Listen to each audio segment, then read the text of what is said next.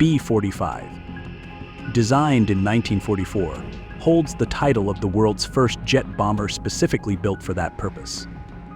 Its design was influenced by the German Aerodo 234 jet bomber, whose exceptional speed and maneuverability left a significant impression on the U.S. Army Air Force.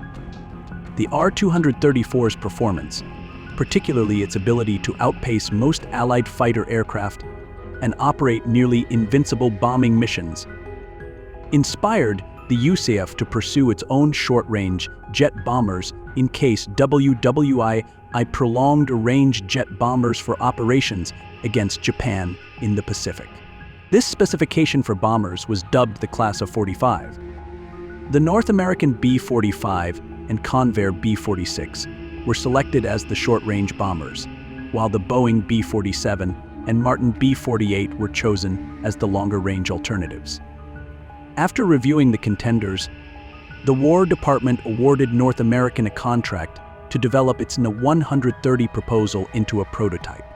Construction of 3 prototypes began on September 8, 1944. However, post-war defense budget cuts slowed progress until rising Cold War tensions made the B-45 program a priority again.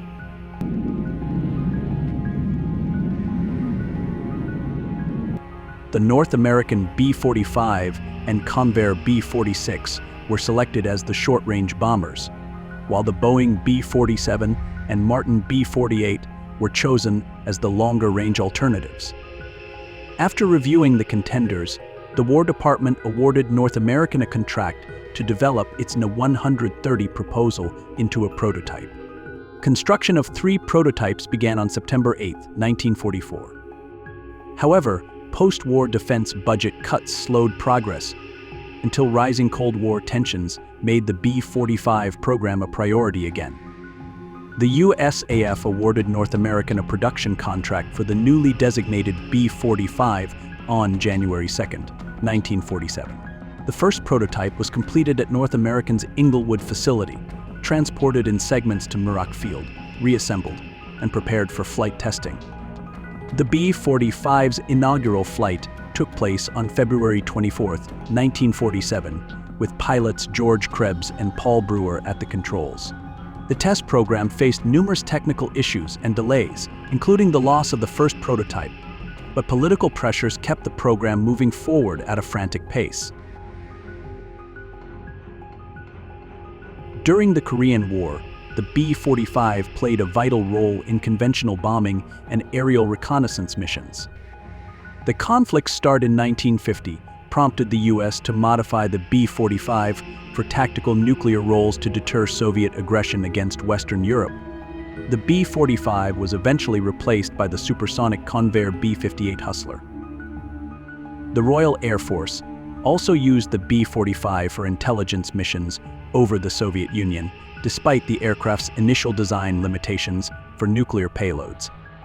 Since the B-45 was a WWII, American engineers had not anticipated the dimensions of early nuclear weapons, and the bomb bay obstructed by a large spar required extensive and costly modifications to accommodate nuclear bombs.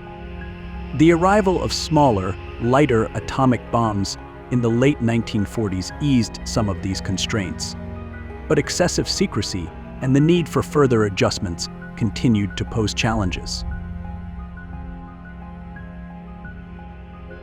In December 1950, the Air Staff resolved to instruct AMC to adjust B-45's or atomic roles. This initiative commenced with 9 aircraft designated with varying systems and equipment, and necessitated structural and electronic enhancements, including the integration of new defensive systems and additional fuel tanks. Modifications were undertaken at the AMC depot in San Bernardino, California, concluding in April 1952 under the program backbreaker. The plan aimed to allocate the aircraft to the 47th Bombardment Wing stationed at RAF Sculthorpe in the United Kingdom, a former WWII heavy bomber base. The initial nuclear-ready B-45 started arriving in the United Kingdom in May 1952, with 40 aircraft deployed by mid-June. These aircraft underwent further enhancements, including the incorporation of a fuel flow totalizer and repositioning of supports to accommodate specific atomic bomb types and additional fuel tanks. The entire program was completed by March 1954. On December 4, 1950, a landmark event occurred when a jet bomber was successfully intercepted by a jet fighter for the first time.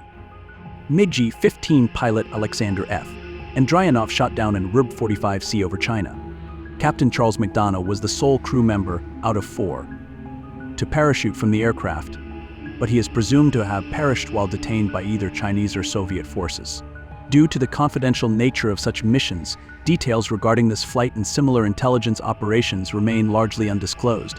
Despite this, the USAF employed the aircraft effectively during the Korean War, executing conventional bombing and aerial reconnaissance missions. All 33 constructed B-45Cs were allocated to the 322nd, 323rd, and 324th Strategic Reconnaissance Squadrons under the 91st Strategic Reconnaissance Wing. During the mid-1950s, the B-45C carried out several extensive reconnaissance operations over the Soviet Union.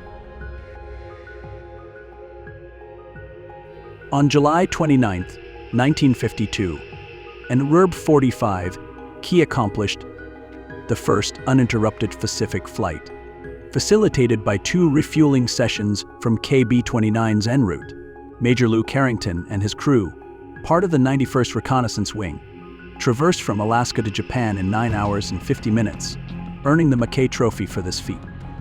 By 1954, within the 91st SRU, the B-45C was succeeded by the B-47E. The decommissioned B-45Cs were then transferred to the 19th Tactical Reconnaissance Squadron, serving until their operational retirement in spring 1958. By the close of the 1950s, all B-45s had been retired from active duty, although a handful persisted as experimental units into the early 1970s. Sanctioned by then Prime Minister Winston Churchill and U.S. President Harry S. Truman, these reconnaissance overflights required extensive incursions into Soviet territory, using American-owned aircraft operated by RAF aircrews.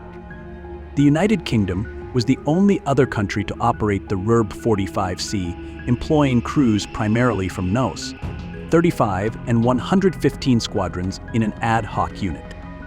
While the President of the United States had prohibited the USAF from overflying Soviet territories, U.S. allies positioned closer to the European conflict zones were granted the liberty to do so. In the United Kingdom, the return of Winston Churchill and a conservative government to power ushered in a more collaborative approach to joint intelligence ventures following previous refusals by successive Labour governments. Consequently, as part of Operation Jiu-Jitsu, 4 aircraft were loaned to Britain from the 91st Strategic Reconnaissance Wing in July 1951, forming the Special Duties Flight Sculthorpe, led by squadron leader John Crampton. The aircraft, devoid of USAF insignia and adorned with RAF markings, were assigned to a USAF squadron at RAF Sculthorpe, Norfolk, in eastern England. They were tasked with conducting extensive reconnaissance missions over Soviet territory to collect electronic and photographic intelligence. Special Duties Flight executed these missions between 1952 and 1954. On April 17, 1952, 3 planes were set to fly over Kiev from Germany, with a return to Sculthorpe planned 10 hours later.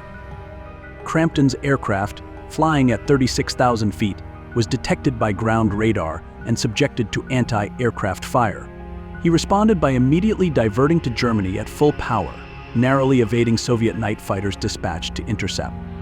Subsequent missions over Ukraine were conducted using English electric Canberras, under the codename Project Robin, flying at altitudes around 54,000 feet.